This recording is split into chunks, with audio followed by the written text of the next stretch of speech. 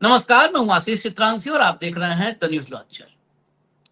पिछले 48 घंटों में भारत में और विदेश में मोदी के साथ क्या क्या हुआ है। अक्सर साल खत्म होता है तो ईयर एंडर आते हैं कि पूरे साल की बड़ी बड़ी घटनाएं, लेकिन मोदी जी का करिश्मा देखिए कि 48 घंटे में घटनाएं नहीं, इतनी विपदाएं आ गई मोदी के ऊपर कि हमें स्पेशली एक कार्यक्रम लाना पड़ा। ये 48 घंटे टाइमलाइन है। 9 बार 48 घंटे के भीतर मोदी को झटके लगे हैं। ये नॉन स्टॉप झटके हैं और हर खबर में नरेंद्र मोदी आकंठ फंसे हैं। हर खबर में, कुछ में तो आकंठ नहीं, नाक और ये जो शिखा होती है सब नीचे है, लेकिन जौहर है मोदी का। इन सबके भी आगे राजनीति चालू है, फर्क पड़ता नहीं है कुछ भी। पूरी दुनिया में और भाजपा के भीतर पिछले 48 घंटों की कहानी अगर आप समराइज करेंगे तो पूरी दुनिया में और भाजपा के भीतर दोनों जगहों पर ब्रांड मोदी खत्म हो चुका है। खत्म। इसके बाद जबरिया आप बाजार लगाए रहो तो बात अलग है, लेकिन ब्रांड मोदी खत्म। ये ब्रांड मोदी जिसको बनाने में 26 साल लगे हैं, वो 48 घंटे में खत्म हुआ है। हम आपको दिखाएंगे देश से विदेश तक एक एक खबर। 26 साल मेकिंग ऑफ ब्रांड मोदी, ये बहुत लंबा प्रोसेस। इसमें हजारों करोड़ नहीं, 26 साल में लाखों करोड़ खर्च हो गए ब्रांड मोदी बनाने में। सोचिए, इतना बड़ा ब्रांड अगर कहा जाए तो दुनिया में इससे बड़ा ब्रांड अगर वैल्यू के हिसाब से देखेंगे कि उसमें लागत कितनी लगी है, तो लागत के आधार पर ब्रांड मोदी से महंगा ब्रांड दुनिया में कोई नहीं है।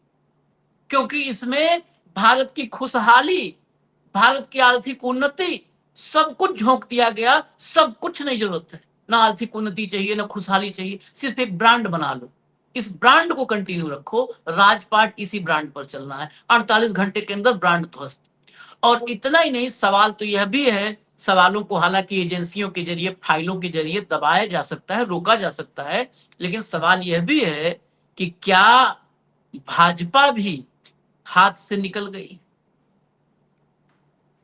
तो इन सवालों का जवाब मैं आपको झटकों के साथ आपसे ही तलाशने के, आपके जरिए तलाशने की कोशिश करूंगा। भाव को ले आइए स्क्रीन पर। स्वागत है भाव। शुरू करते हैं। सीक्वेंस सब कुछ नहीं, हम तो टाइमलाइन में आगे पीछे आड़ा तिरछा सब दिखा रहे हैं। आप देखिए, 3 4 खबर पर एक एक बार, या 2 3 खबर पर एक एक बार चलेंगे भाव के पास। लाइए पहला, और कुछ हम भूमिका नहीं, भीतर नहीं खबर बता रहे, क्योंकि खबरें आपको पता है, उन खबरों को समराइज करना है, एक बार एक साथ देखना है। बांकीपुर से बीजेपी उम्मीदवार अभिषेक बंटी ने नामांकन लिया वापस, अब नीरज कुमार सिन्हा होंगे प्रत्याशी। हटा दीजिए। पहली बार ये झटका कैसे है, इसको रोकिए, इसको हटाइए, अभी जब मैं कहूं तब लाइएगा इसमें प्लीज। पहली बार ऐसा हुआ कि भाजपा का घोषित प्रत्याशी नामांकन वापस लिया। वजह वगैरह सब हम बता चुके हैं, और ये मामला इसलिए हम लाए, यहां पर डायरेक्ट बीजेपी के स्टाम्प, रबर स्टाम्प राष्ट्रीय अध्यक्ष, मतलब डबल आर, रबर स्टाम्प राष्ट्रीय अध्यक्ष, डबल आर का इन्वॉल्वमेंट है। तो इसलिए आपको इससे बड़ा झटका अगर शुभारंभ करें श्री गणेश के लिए, तो ये झटका बहुत अच्छा है, जहां पर प्रत्याशी ही मैदान छोड़ भाग रहा है। कितनी बड़ी चूक हुई, जिस पार्टी के पिछले राष्ट्रीय अध्यक्ष, रबर स्टैंप राष्ट्रीय अध्यक्ष जेपी नड्डा ने कैमरे पर कहा था कि हम अपनी पार्टी के एक एक कार्यकर्ता का बायोडेटा रखते हैं, वहां पर राष्ट्रीय अध्यक्ष अपने विधानसभा का डेटा नहीं रख पाया है। दैट मीन्स ये सिर्फ परिस्थितियों के बनाए राजा हैं, इनके पास कुछ नहीं है। ये सब अधजल गगरी छलक रहे हैं, और अधजल का इनमें तो कुछ जले नहीं है, ये तो सूखा घड़ा है। ये सब कुछ नहीं इनके पास, यही प्रमाण है। आप खोज लीजिएगा जो मैं कह रहा हूं। जेपी नड्डा ने बोला था कि हमारे पास एक एक कार्यकर्ता का बायोडेटा होता है। और सवाल क्या था, राष्ट्रीय अध्यक्ष चुनने में इतना वक्त क्यों लग रहा है? तो कहे वो कि हमें सब कुछ देखना पड़ता है, कि कार्यकर्ता का इतना बड़ा संगठन है, इतने कार्यकर्ता हैं, 10 करोड़, एक एक का बायोडाटा सब देखना पड़ता है, बहुत बहुत बड़ा हमारा संगठन है, इस बड़े संगठन में फैसलों में वक्त लगता है। अगले पे आइए, 2 के साथ चलेंगे भावुक पास। दतिया उपचुनाव, बीजेपी के फैसले से बवाल, नरोत्तम मिश्रा समर्थकों ने लगाया जाम, 6 जगहों पर हो रहा भारी प्रदर्शन। हटा दीजिए।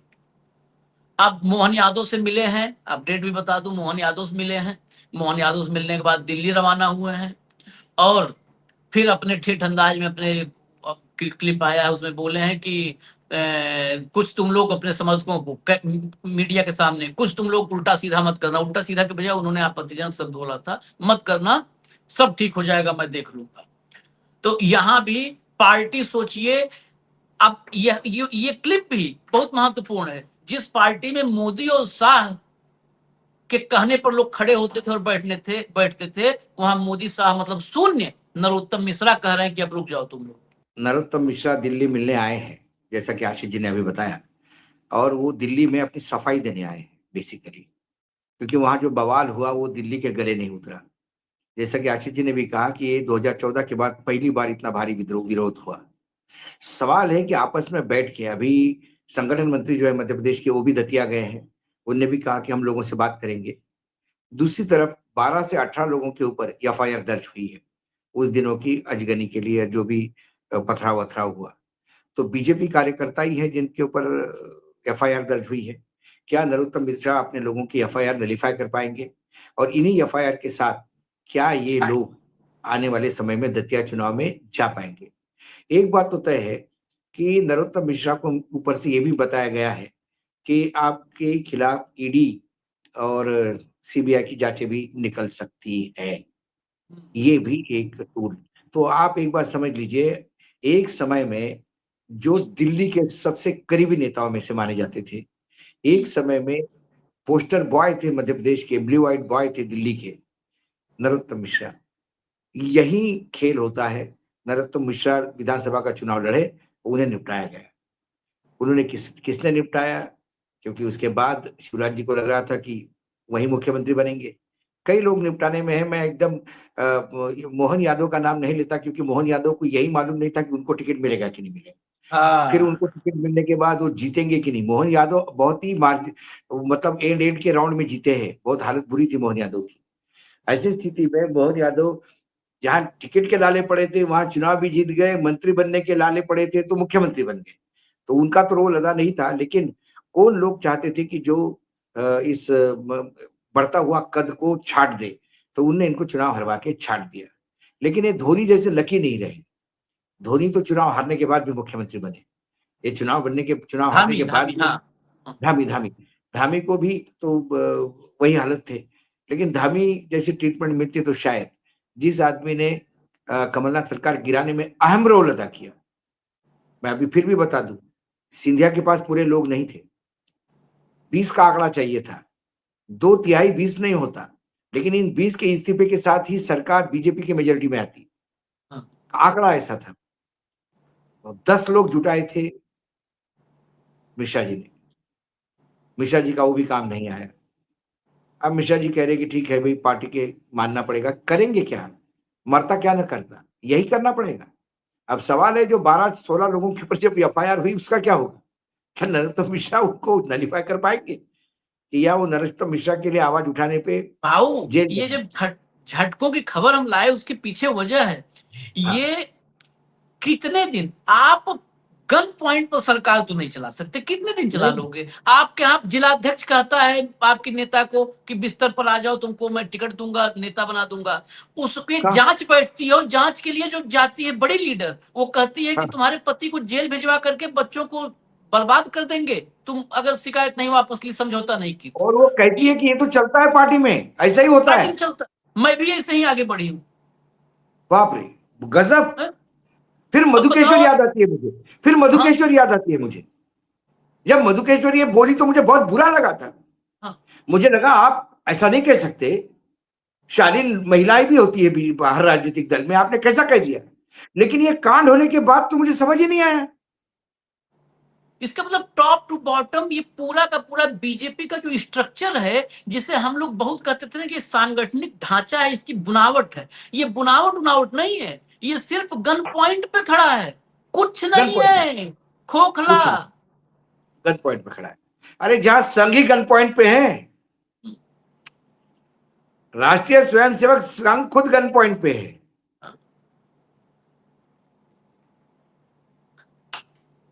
बताइए ये तो हालत बाकी नेताओं का चलिए, क्या? अभी तो दो हुआ है, सिर्फ दो झटके, दो पर टाइमलाइन है, तेजी से बढ़ाते हैं। अगला लाओ भैया, अगला लाओ। ये देखिए साइड में आपने देखा फ्री करी एंड रोटी, आपको दिखा चुके हैं। देखिए ऑस्ट्रेलिया में बहुत बड़ा जलसा हुआ था, बहुत बड़ी रैली, उतनी बड़ी रैली अब मोदी की इंडिया में नहीं हो पाती है जितनी बड़ी ऑस्ट्रेलिया में करने गए थे। ऑस्ट्रेलिया में अखबार में क्या छप गया कि सब करी रोटी के लिए आए थे, मुफ्त में, मुफ्त का माल, चलो जुटो मेरे लाल, मुफ्त का माल, आगे चलो, आगे लाओ अगला।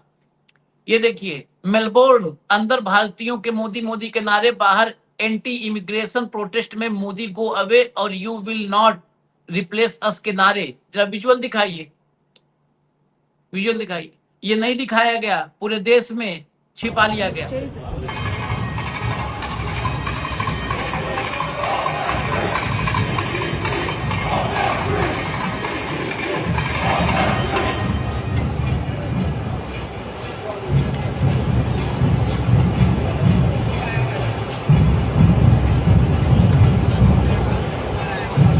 ये तो एक विजुअल है, ऐसे कम से कम 3-4 विजुअल हम दिखा चुके हैं अपने कार्यक्रमों में। ये देखिए, ये देखिए। और किसी भी देश के राष्ट्राध्यक्ष का किसी दूसरे देश में विरोध, ये पहले भी हुए हैं मानवाधिकार वगैरह के मसले पर, लेकिन सिंबॉलिक रहे हैं कि दो आदमी तख्ती लेके खड़े हैं, दो एक्टिविस्ट। लेकिन मास प्रोटेस्ट पहली बार मैंने किसी जो है राष्ट्राध्यक्ष का देखा है। यहाँ पर भीड़ थी प्रोटेस्ट के लिए, सिंबॉलिक प्रोटेस्ट नहीं था कि तख्ती लेकर के एक कोई मानवाधिकार कार्यकर्ता है या कोई जलवायु संरक्षण वाला है वो लेकर के खड़ा हो गया है कि स्टॉप निकोबार प्रोजेक्ट, ऐसा नहीं था। यहाँ मास प्रोटेस्ट भारत के प्रधानमंत्री के खिलाफ। आगे चलिए, आगे। आशीष जी, ये मास प्रोटेस्ट किस लिए था? कि अब इंडियंस ऑस्ट्रेलिया में ना आए। हमारे यहाँ बहुत इंडियंस हो गए। एक तरफ ऑस्ट्रेलिया में एक अंडर करंट है एंटी इंडियंस का, क्योंकि बहुत माइग्रेशन। अब नंबर 1 है ऑस्ट्रेलिया में जो बाहर से बसे हुए लोग हैं, उसमें सबसे ज्यादा इंडियन कम्युनिटी मानी जाती है। और एक तरफ प्रोटेस्ट चल रहा है और दूसरी तरफ भारतीय अपना शक्ति प्रदर्शन कर रहे हैं। उन्होंने इसको शक्ति प्रदर्शन से जोड़ा है। वहां के एनालिस्ट कह रहे हैं कि ये क्या बुमरैंग होगा ऑस्ट्रेलियन पॉलिटिक्स पे बता नहीं सकता, क्योंकि वहां अभी विक्टोरियन इलेक्शंस है। वहां जो चुनाव है उसमें क्या इंडियन कम्युनिटी किसी एक को वोट देगी या इंडियन कम्युनिटी के इस जमाव को। उन्होंने कहा कि हमारे स्टेडियम में हमने रॉकस्टार के कंसर्ट तो बहुत देखे, ये पहला राष्ट्राध्यक्ष है जो अपने आप को रॉकस्टार जैसा ड्रमर्स बुलाता है अपने देश से, सारे लोगों को चार्टर्ड फ्लाइट से बुलवा लेता है शक्ति प्रदर्शन करवाने, और वहां पर फ्री का खाना होता है, करी और रोटी। तो ये क्या कर रहे हैं? हमारे देश में आके अपनी शक्ति प्रदर्शन कर रहे हैं क्या? ये टोन वहां के मीडिया एनालिसिस में दिखाया है। कई वीडियोस है वहां के न्यूज चैनल्स के जहां डिस्कशंस हुए हैं। इसका इसका असली असर पता है भारतीयों पर होगा। एक कहावत है, बिल्कुल, मजा मारे गाजी मियां, कहावत बहुत लोग गांव सुने होंगे। ये मजा मार करके मजा मारे मोदी और धक्का सहे एनआरआई और जो बाहर से ये तो नौकरी चले करने आएंगे गए हैं वो। वापस, ये तो चले आएंगे वापस। हाँ, और जब वहां ऑस्ट्रेलिया में यदि भारतीयों के खिलाफ हमले बढ़ गए तो ये तो यही बोलेगा, मेरे लिए मरे क्या? अभी बढ़े ही हैं, बढ़ ही रहे हैं। ये आदमी इतना मतलब गजब। तुमको वहां रैली क्या करना? ऑस्ट्रेलिया में तुम गए हो वहां समझौते करने की रैली करने गए हो भाई? वहां बीजेपी को लॉन्च करना है तो कर लो। अगला लाइए, अगला लाइए। ये देखिए, ये विदेश से ही जुड़ा हुआ। Snipers no stairs and naps, Modi adds extra layer of security for New Zealand visit. ये न्यूजीलैंड के सबसे बड़े मीडिया हाउस ने रिपोर्ट की थी। भारत में हमने इस खबर को जब किया था स्पेशली, तो उसमें बताया था कि भारत में एंकर पूछती है कौन सा टॉनिक आप लेते हैं हमारे देश का एक पत्रकार जो डीडी में चला गया, वो 2 विंडो लगाया था, जिनपिंग ने रेलिंग पकड़ी थी हवाई जहाज से उतरते समय, और ये नहीं, इसी से कहा था कि इस फोटो को देख करके आप समझ सकते हैं कि चीन की ताकत और भारत की ताकत क्या है। वो मोदी बिना रेलिंग पकड़े उतरते हुए, मतलब आज देख मोदी, लो। मतलब ये वो मूर्ख आदमी है, वो ये सोचता होगा कि मोदी की और उसकी कुश्ती हो जाए, जो जीत जाए वो भारत विजेता मान जाएगा देश। इस रिपोर्ट की मैं भाव डिटेल में, पता है क्या क्या लिखा था? न्यूजीलैंड पहुंचने से पहले भारत की तरफ से जो रिक्वेस्ट भेजी गई थी कि मोदी के कार्यक्रम ऐसे जगह पर न रखे जाए जहां सीढ़ियां उड़ियां चढ़नी हो, उतरनी हो, पहला। दूसरा, नैप्स, मोदी के कार्यक्रमों के बीच बीच में इतना गैप दिया जाए कि वो झपकी ले पाए। ये हालत है। करो ना प्रोग्राम, आओ, इसलिए हम दिखा रहे हैं, ये हालत है। और आगे लाइए अगला, देखिए, hear what the Australian media has to say. सीधे चला दीजिए विजुअल, कैसे भरवा के लाया गया चार्टर में। And a half. They said 25 to 30,000 would be here, and I think that's on the money. So people have been so keen to come to this. They've chartered flights from other cities. We've seen protests today. They followed out Mr. Modi to Marvel Stadium, but they were drowned out by the Indian community groups and their enormous drums. अब एक और दिखाइए, तब सवाल पे चलेंगे, क्योंकि एक टाइप की खबरें हो जाएंगी। ये देखिए, journalist, why has PM Modi do not done A press conference with New Zealand journalists. और इस पर जवाब क्या था, क्लिप दिखा दीजिए। टंडन जी एक अफसर, कोई अब उनको भी हम लोग जान गए, टंडन, कोई टंडन भी हैं। लाओ भैया क्लिप लाओ। हाँ, No, wait, if you have a question, yeah. Why did Mr. Modi not give a press conference to New Zealand journalists here? You have a question? You have a question? Please, in the mic. Sir, after the announcement of FTA was made in December, in some political circles in New Zealand, there has been some fear expressed about, immigration increasing from India to New Zealand. And there were apprehensions that Indian government is promoting this FTA back home, like opening doors to New Zealand. What's your stand on this? How does government of India see, or can you? ये तो Indian पत्रकार का है। चलिए, ये तो फिर भी, हालांकि फिर भी थोड़ा बहुत ठीक ही सवाल था। पहले सवाल पर सन्नाटा और बाद में जवाब आया है। भारत के अखबार में लिखा कि मोदी के प्रेस कॉन्फ्रेंस न करने पर सवाल किया था, और भारत की सरकार ने, विदेश मंत्रालय ने, अफसर ने कड़ा जवाब दिया। कड़ा जवाब की एकदम माल वहां धुआं कर दिया। अभी भी हमें न्यूजीलैंड में दो लोग जो है दूसरे देख नहीं पा रहे, इतना धुआं कर दिया है जवाब से। बाबू, उसने जवाब जो दिया बहुत ही वाहियात था आशीष। सवाल यह है कि इंटरनेशनल फोरम पे न्यूजीलैंड के पत्रकार, न्यूजीलैंड की जनता भी जानना चाहती है कि प्रधानमंत्री भारत का आया है, हमारे देश से जो किया है, तो उसने क्या किया, क्या नहीं किया। उनकी भी कुछ क्वेरीज है भारत को लेके, भारत का इंडियन को लेके, इंडियन इकोनॉमी को लेके कई चीजें होती है। जब वो सवाल के जवाब पूछना चाहते हैं तो उनको ये जवाब दिया गया कि भारत में प्रधानमंत्री क्यों नहीं मीडिया, उन्होंने पूछा था प्रधानमंत्री क्यों मीडिया से बात नहीं करते, प्रेस कॉन्फ्रेंस क्यों नहीं करते, वो न्यूजीलैंड में क्यों नहीं करते, ये भी पूछा था। इसके पहले न्यूजीलैंड में उन्होंने क्या मूर्खतापूर्ण जवाब दिया, उन्हें भारत की बात बताई। उन्होंने कहा कि भारत की ज्यादातर पॉपुलेशन ग्रामीण क्षेत्र में रहती है, और भारत के ग्रामीण इलाके में रहने वाले लोग सीधा संवाद स्थापित करने में विश्वास रखते हैं, वो किसी और मीडिया से बातचीत पे विश्वास नहीं रखते। इसलिए हमारे प्रधानमंत्री मीडिया सीधा जनता से बात करते हैं। तो एक मन की बात न्यूजीलैंड में भी कर लेते, न्यूजीलैंड की जनता को सुनाने के लिए। कितने लोग मन की बात सुनते हैं, मन की बात का फॉलोइंग कितना कम आ गया है। क्या भारत की जनता पूरा का पूरा मन की बात, ये आंकड़े जब सामने आएंगे तो ये टंडन साहब भागेंगे वहां से कोर्ट छोड़ के। सवाल क्या पूछा, जवाब क्या देता, और ऐसा बोल के उन्होंने पूरे भारत को गाली दी है कि भारत के लोगों को मीडिया में विश्वास नहीं है, कि आपका मीडिया में विश्वास नहीं है, क्योंकि आप अपने मन की बात करते हैं। मीडिया में संवाद स्थापित होता है। संवाद किसको कहते हैं? एक तरफा संवाद नहीं, दोनों तरफ से संवाद होता है। आप कुछ बोलते हो, मीडिया सवाल पूछता है, आप जवाब देते हो, उससे काउंटर सवाल निकलते हैं, काउंटर जवाब देते हो। यह सिलसिला होता है प्रेस कॉन्फ्रेंस में या मीडिया से बात करने में।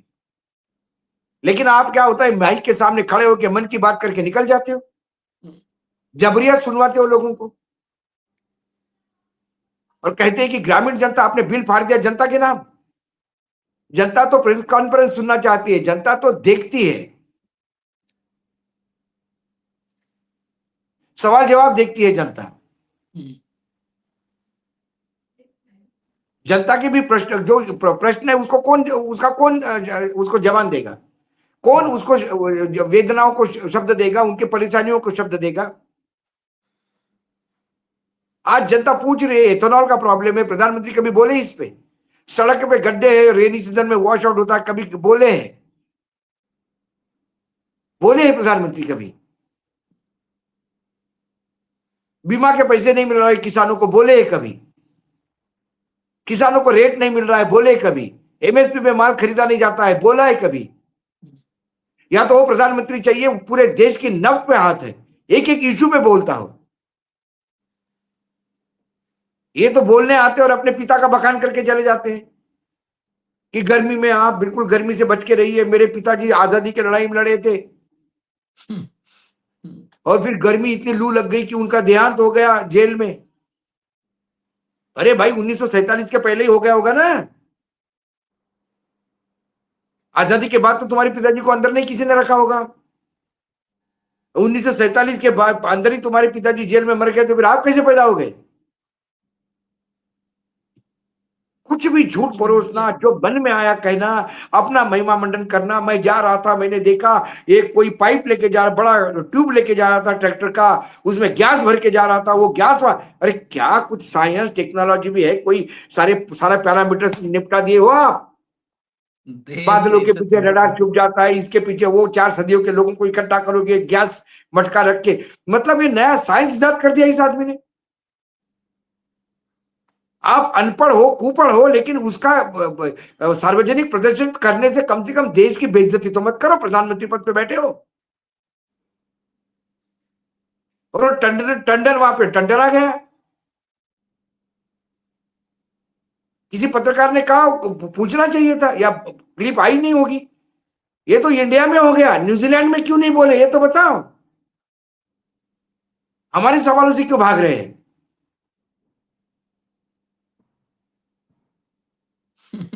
मतलब गजब उसका सवाल, मैं उसका सवाल बड़ा क्लियर था। आप जो जवाब ये पूरे देश में आ जा रहा है कि वो भारत की जनता ग्रामीण क्षेत्रों में रहती है, उसने क्या, एक बार फिर से वो क्लिप चला दीजिए। उसने बोला कि न्यूजीलैंड की जर्नलिस्ट के साथ, न्यूजीलैंड में आए हैं, हमारे साथ रिश्ते बना रहे हो, तो हम भी सुनना चाहते हैं, हम भी पूछना चाहते हैं।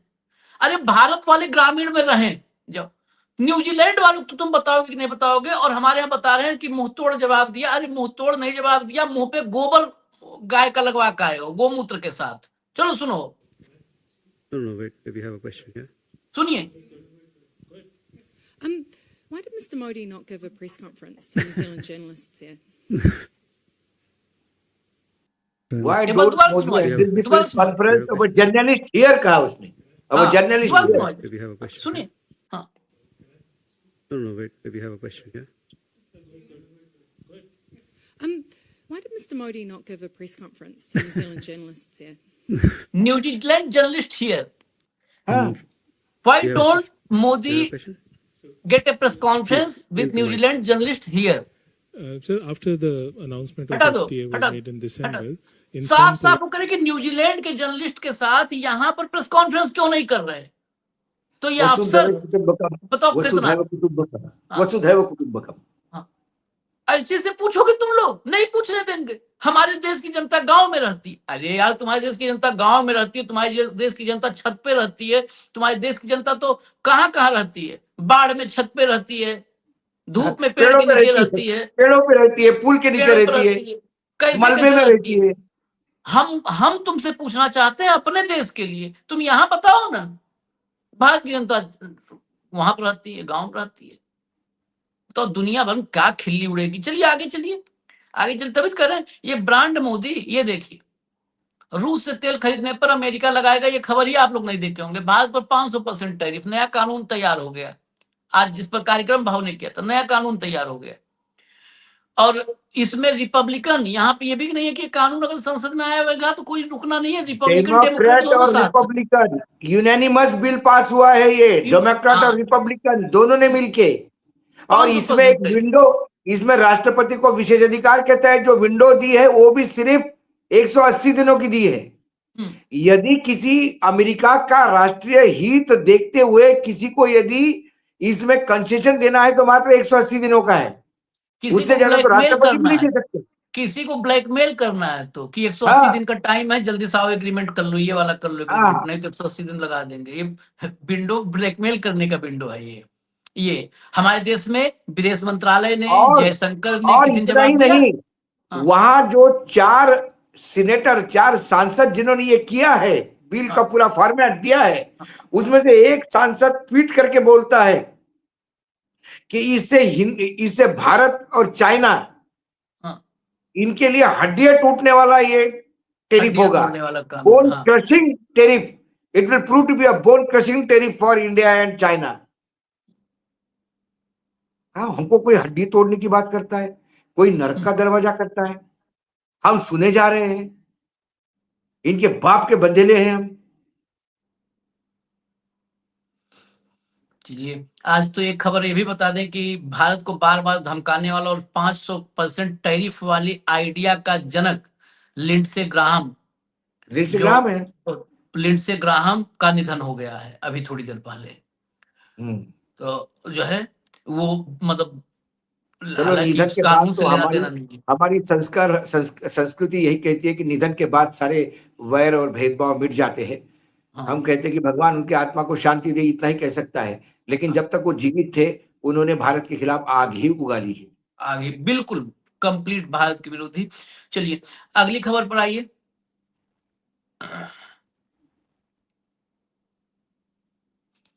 देखिए, ये इसमें मोदी जी का नाम नहीं है, लेकिन यह भी उन झटकों मैंने इसलिए रखा क्योंकि इस देश को कहां पहुंचा है ये नौबत, ये फ्रस्ट्रेशन आया कहां से आया, यह भी कहीं न कहीं उस पूरे सिस्टम पर है। जब वकील ने सीजेआई का नाम लेकर के मां बहन की गाली दी, भरे कोर्ट रूम में 2 जजों की बेंच के सामने, फाइल फेंक दिया जजों के ऊपर सुप्रीम कोर्ट में, और नाम लेके कहा सीजेआई फला को ऐसे ऐसे उसके आगे गालियां दे करके दे देना उसे। ये खबर देश के लिए, ये जो पीछे की कहानी भी मैं बता दूं आपको। एक कोई सॉफ्टवेयर कंपनी है जिसने काफी फ्रॉड किया है, साइबर फ्रॉड।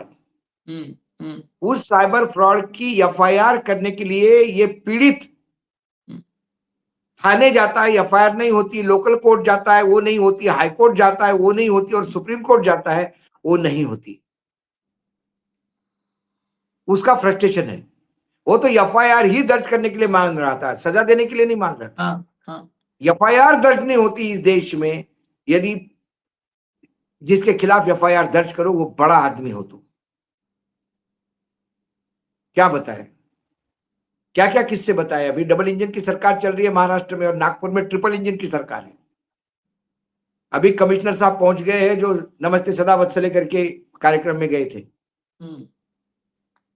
उस नागपुर शहर की एक 30 सेकंड में एक कॉमेडी एपिसोड दिखाता हूं। एक व्यापारी का 500 रुपए कोई गेमिंग पे लगाए थे उसने, उसको लगा कि वो पोर्टल पे उसके अकाउंट में जमा नहीं हुए, उसको लगा ये तो फ्रॉड है।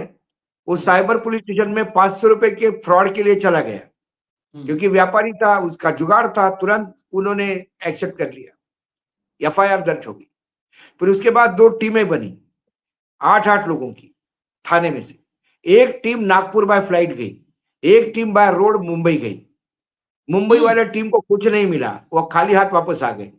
कहते हैं कि नागपुर जो पुणे जो टीम गई, नागपुर से पुणे, उस टीम ने किंगपिन को पकड़ लिया। वो तो 48 अकाउंट और 250-300 करोड़ का खेल था। उसके बाद पता नहीं क्या हुआ, पुणे से भी टीम वापस आके बोली कि हमको भी कुछ नहीं मिला। 500 रुपए का गबन और उसके ऊपर 5 लाख रुपए खर्चा। ठीक है, चलो चलता है भाई, न्याय देने के लिए। उसके बाद वो जो मुंबई के 8 गए थे उनको भनक लगी कि नागपुर पुणे गए वालों ने कुछ खेल कर दिया। वो आपस में बात लीक हो गई। वो बातचीत इतनी बड़ी हो गई कि 2 पुलिस वाले एक दूसरे को ठोकापीटी कर दी थाने में, फिर मामला बाहर आ गया, फिर इंक्वायरी हो गई, फिर 2 पुलिस वाले सस्पेंड हो गए। ट्रिपल इंजन की सरकार, गृह मंत्री, मुख्यमंत्री, यही तो हो रहा प्यार है। मुख्यमंत्री का। सरकार, पुलिस, थाना, कोर्ट कचहरी, न्यायालय, सब जगह ये बिल्कुल किस्सा एक ये सूत्र में किस्सा बोल दिया। कविता राणे हम्म, कई चैनलों में थी, लड़की बहुत अच्छी एंकर, हम्म, उसने अब सब छोड़ दिया, एंकरिंग मतलब चैनल छोड़ दिए। क्यों छोड़ दिए होंगे आप समझ सकते हैं। हम्म, और वो लगातार ऐसी खबरें ला रही है अपने यूट्यूब पे। एक कविता रानी की खबर थी, मैंने उसको फोन किया, मतलब बधाई हो कविता, क्या खबर निकाल के, खूब हंसी हो। बोला क्या करे भाऊ बताइए, ये किस्सा हुआ है। ये इनका अब चलिए, गवर्नेंस मॉडल है, ये इनका ओरिजिनल भारत है। यही है असली, यही है। लेकिन अभी भी इस देश में बहुत मतलब ऐसे लोग हैं जिनको पता नहीं, वो खुद ही अपनी तबाही देख करके कैसे कोई खुश हो सकता है। ये अंधभक्तों को पता नहीं नहीं कैसे नहीं, अपनी तबाही तबाही देख रहा। बेसिकली आशीष जी, वो उनको किसी के तबाही से कोई मतलब नहीं है। उन्हें सिर्फ सिर्फ अपने अपने सत्ता पे रहने से मतलब है। नहीं, ये अंधभक्त जो नीचे हैं, इनकी भी तबाही हो रही है। नहीं नहीं, इनकी ये भी तो बारी आ रही है। भाई देखो, ये अंध भक्तों को इतना अफीम खिला दिया है। एक अंध नशे भक्त को फिर साहब मैं सुन रहा था आज, एक अंध भक्त ने कहा कि जो राम मंदिर में चोरी हुई तो मामूली चोरी है यार, सही मायने में चोरी तो हमारे यहाँ गजनी ने की, जो लूट की उसने मंदिरों को, सही लुटेरे तो वो है, इनको क्यों कहे। वाह अनुपम खेर जी, कहां से दिमाग लाए हो यार इतना। कौन था वो, मुझे दीवार के डायलॉग याद आता है। अरे ये जाहिलों का दीवार का सरदार बन गया एक है। सेकंड आशीष जी, दीवार में डायलॉग था कि जाके उसके पकड़ के लाओ जिसने मेरे पिता के साथ ऐसा किया। जाके पहली बार उसको शशि कपूर को, जब शशि कपूर बोलता है कि भाई तू सरेंडर कर, तू क्रिमिनल है, शशि कपूर पुलिस इंस्पेक्टर होता है, तब वो कहता है कि भाई तू बता मेरे बाप के साथ जिसने व्यवहार किया उसको पहले पकड़, मेरे माँ के साथ इसने किया, और आखिरी डायलॉग होता है मेरे हाथ पे जिसने ये लिखा तेरा बाप चोर है उसको पकड़ के ला। पूरा इमोशनल ड्रामा है। इसी बीच निरूपा राय की एंट्री होती है, उसकी मां की। वो एक सवाल पूछती है, वही सवाल अनुपम खेर के लिए है। वो सवाल पूछती है कि तेरे बाप के साथ जिसने किया वो तेरा कौन था, तेरे मां को जिसने काम करवाया वो तेरे लिए कौन था, तेरे हाथ पे जिसने मैं चोर हूं लिखवाया वो तेरा कौन था, लेकिन मेरे माथे पे कैसा तूने लिख दिया कि मेरा बेटा चोर है, तू तो मेरा सगा था।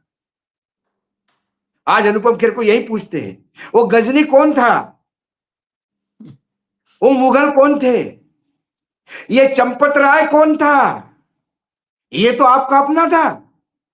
इसी चंपत राय को नमस्ते करके मंदिर जाते थे।